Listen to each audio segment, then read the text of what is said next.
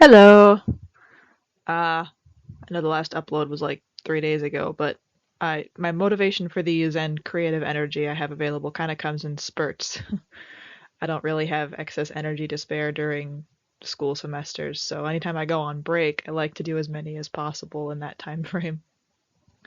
And this is one that I've been thinking about doing for a while, and I'm excited to finally have the time to actually get it done. Um, One of the, I guess, earliest symptoms that I noticed about myself, but I didn't really realize that it was connected to autism, was what I think of as sort of a fixation on justice and perceived fairness and unfairness. Fixation on that. It's also called moral rigidity or justice sensitivity. And basically, what it is, I get really worked up over perceived unfairness. And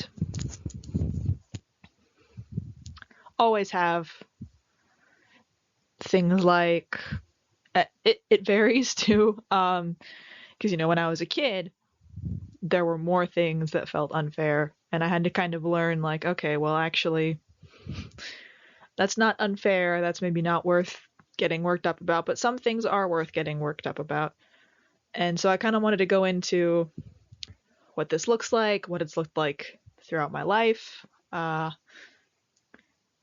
even like how it's helpful, because it can be a frustrating thing, but I think ultimately it's actually pretty a good and helpful thing that comes with autism. So we're gonna go into it. I think a good illustration of how my brain as a kid dealt with this, how it worked as a kid, and sort of a good foundation to talk about how it developed later is Little Einstein. So for those unfamiliar, Little Einsteins was a TV show that aired on the Disney Channel.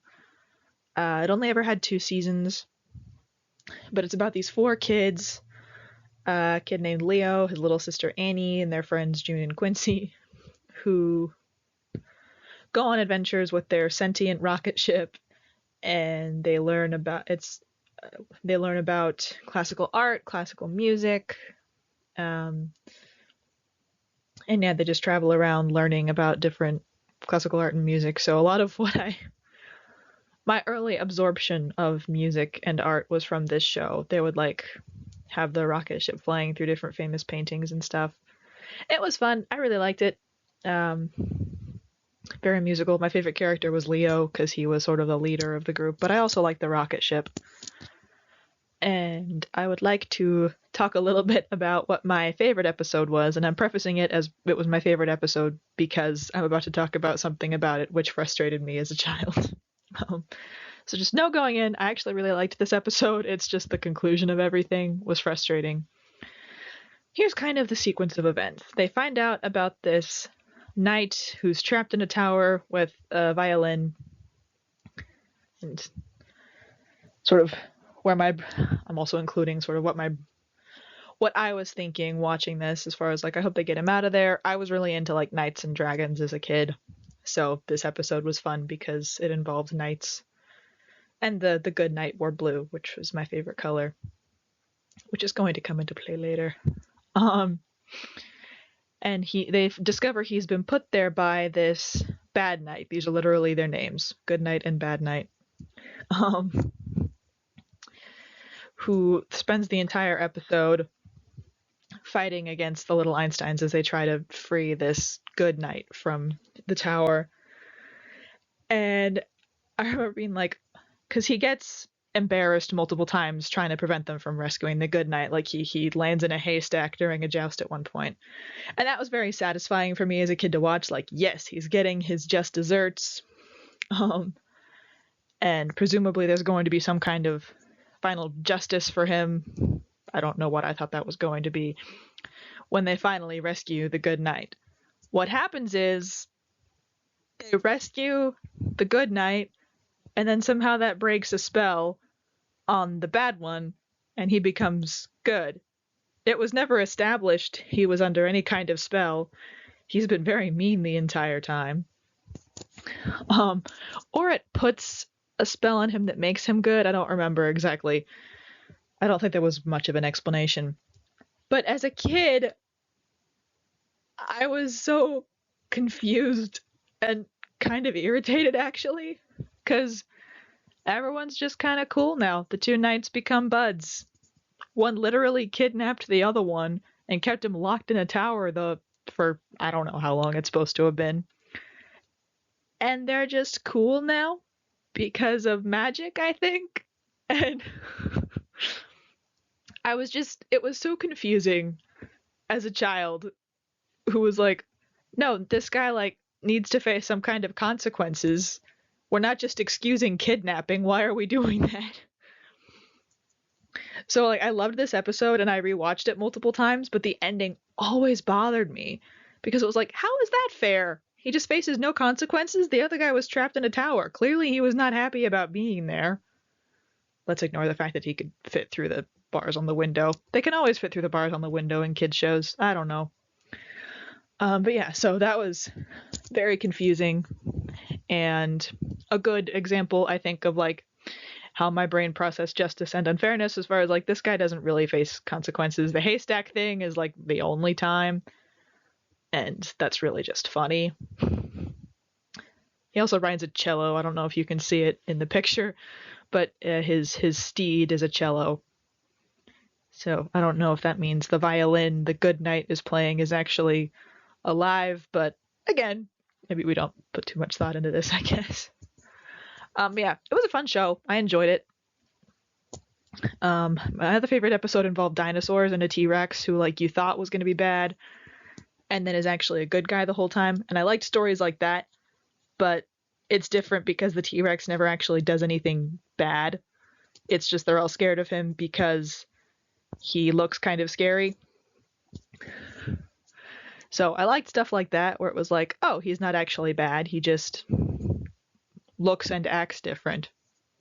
Wonder why I liked those. But this is different because it's like, okay, this guy's bad, and presumably he was doing this of his own free will, and then suddenly he's good and everyone's cool. So that was confusing to my 3-4-year-old self. Somewhat paradoxically, I actually really like redemption arcs. Star Wars did a lot of the heavy lifting as far as like developing my concept of, oh, people can change. Because Star Wars is helpful because good is good and bad is bad, and like evil gets its just desserts. But it was one of the first pieces of media that I saw that was like, oh, people can like realize they're wrong and there can be forgiveness. Not that I wasn't being told this stuff, but unlike in the Little Einsteins example, like Vader, for example, does a lot of terrible things and then does something that atones for some of that. And he dies. Like, he faces consequences. It's at the cost of his own life that he is redeemed. So something like that made more sense to me, where, okay, it's possible to acknowledge you've done something wrong and then to figure out how to atone. The other one, when I was a kid, was Prince Zuko. I still really like Zuko, and there's going to be more on him in a future video. But his redemption arc, too, was really powerful to see. He's a little bit different because even when he's like in his villain era, he's very clearly like a traumatized child. So it's a little different from Vader because Zuko's not doing things on the scale that Vader's doing, but Zuko still realizes he's been on the wrong side and done some wrong things, and then works to atone for them. And it's not at the cost of his own life this time, but it almost is. So stories like this, where it was like this person was bad and doing genuinely awful things, and they atone and are forgiven, but there's still some element of justice there, where they have to atone for what they did wrong before they can be forgiven. One, and that Star Wars has kept doing the heavy lifting. Star Wars Rebels, I think, is an underappreciated show. It's really good. Agent Kallus is my favorite character. He goes from being just another run-of-the-mill Imperial officer to a spy for the Rebels, and then eventually a full-fledged rebel. He's at Yavin 4.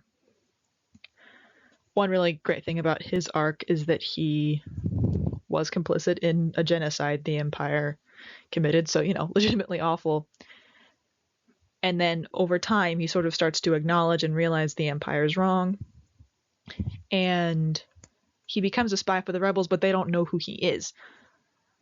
So he's not actually doing, he starts to do good things to atone for what he's done, but he's not doing it with the expectation of being forgiven, if that makes sense.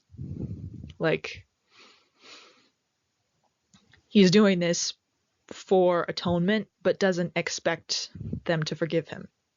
Even when they take him in at the end of season 3, he still seems ashamed of what he's done and doesn't act like he's expecting them to forgive him. And then they do, and it's a surprise. So situations like that, I actually love. I love a good redemption arc. And then because I tend to think in black and white, I have to remind myself sometimes not to excuse the things they did while in their villain era, as it were. Vader, I don't have that problem of excusing things he did because it's hard to. I would say Zuko's the one that I also it's not excusable, some of the things he did, because with Zuko, it's clear pretty much from the get-go that he's reacting to things that have happened to him. So yeah, love redemption arcs. Star Wars and Avatar did a lot of heavy lifting for my development of my understanding of how atonement can work and how it's still just, justice still happens, but in a different way, as long as consequences are acknowledged. I think I'm starting to ramble a little bit, but so yeah, just that understanding of forgiveness and atonement that's still just. The frustrating part that comes with this justice sensitivity is it can lead to feeling really helpless and frustrated. Especially, I think, in modern times, we're in the information age. So I have access to all these things that go wrong and things that I care about that feel unfair and unjust that are happening, and I don't know I can't fix it. And that can make me feel really helpless. So this degradation of these different ecosystems, the way things are going ecologically, I don't like it. I know there's hope and things can get better, but seeing what goes wrong, I can feel really helpless and frustrated because I don't know how to fix it, and there's no way I can fix everything. And that's my inclination when I'm confronted with injustice or things going wrong, is I want to fix it and find a solution, but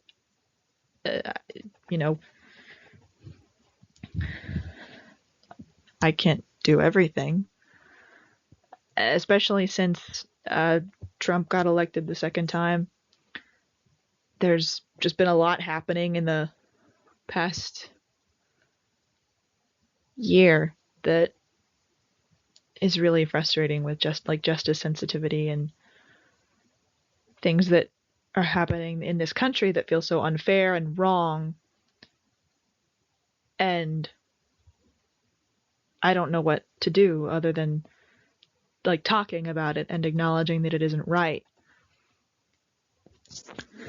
And so I try to remember there's people living in parts of the country where ICE is more prevalent who are protesting it, and that makes me feel better.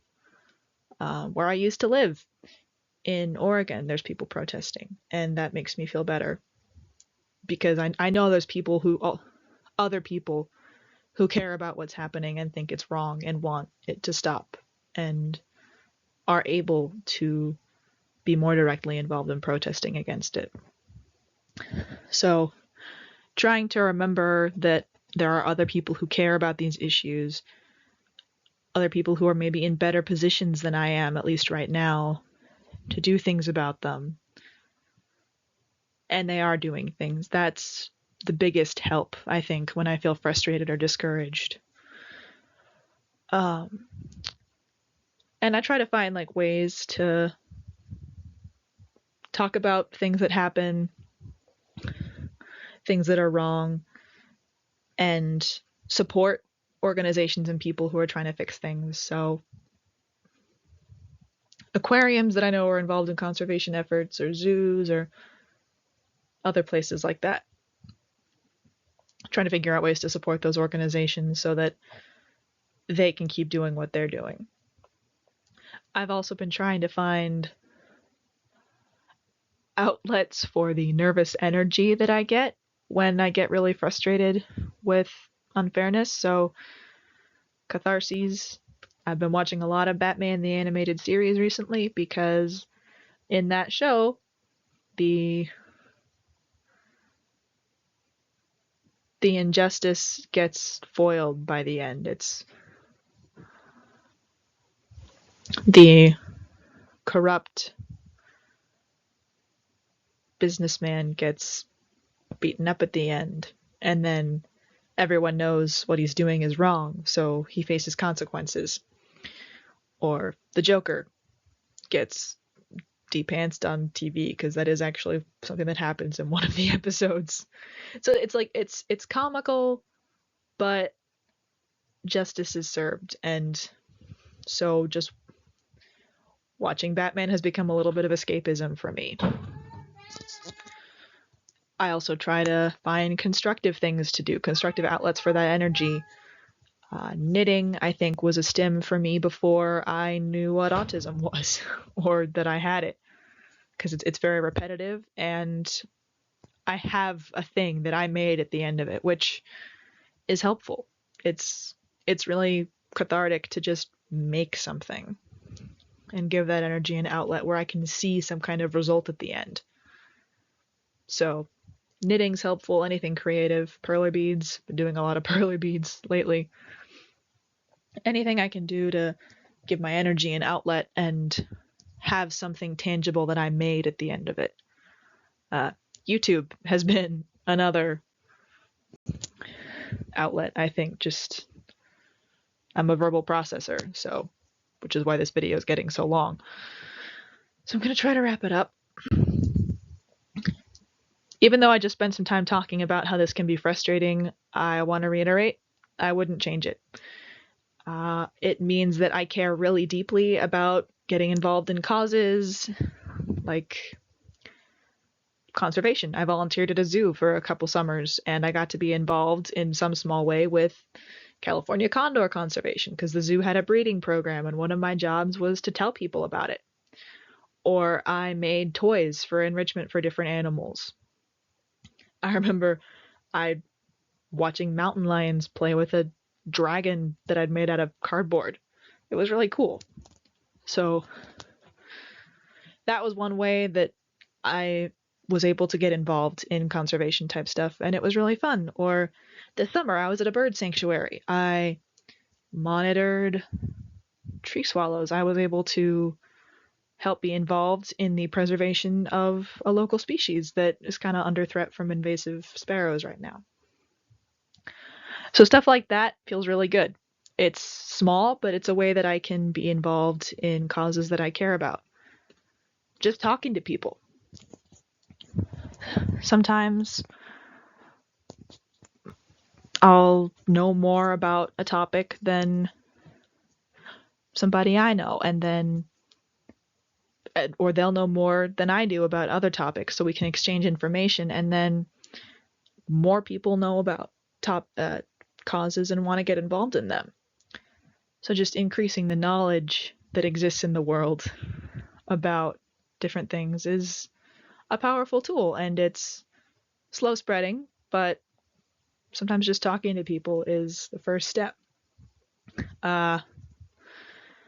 Stay with me here. It also, as I've learned more and practiced more, seeing nuance, seeing gray, I find myself more drawn to like morally complex characters, and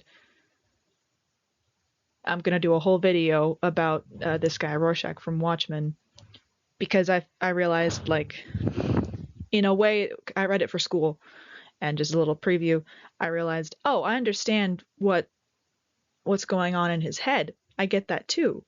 That like extreme frustration with things that seem unfair, things that are unjust. I just have more tools to deal with it because I've had a better life than him. And so I was like just seeing this nuance, and I don't want to get into it. I'm going to make a whole video, like I said, but it was kind of crazy for a while there. And then YouTube has, like I'd mentioned, has been a cool way for me to like process things, or even just make the resources that I wish I had been able to find when I was looking into autism. Like I remember realizing, like, oh hey, wait a second, that's a symptom. I wish I'd known that. Wonder if there's a way I can like just talk about that so that make that more information more accessible. Because this is something I care about. Autism, and getting information out there that I wish had been more available to me. So there's ways to deal with it, and even though it can be frustrating and it can make me feel helpless sometimes, I wouldn't give up this part of myself. I'm pretty happy I am this way. And I'm going to try and wrap it up because I don't want this to go any longer than it already is. If you're still watching, thank you. And yeah, I don't know when my next video is going to be, but it's going to be about Watchmen. So I hope people want to watch that. Bye.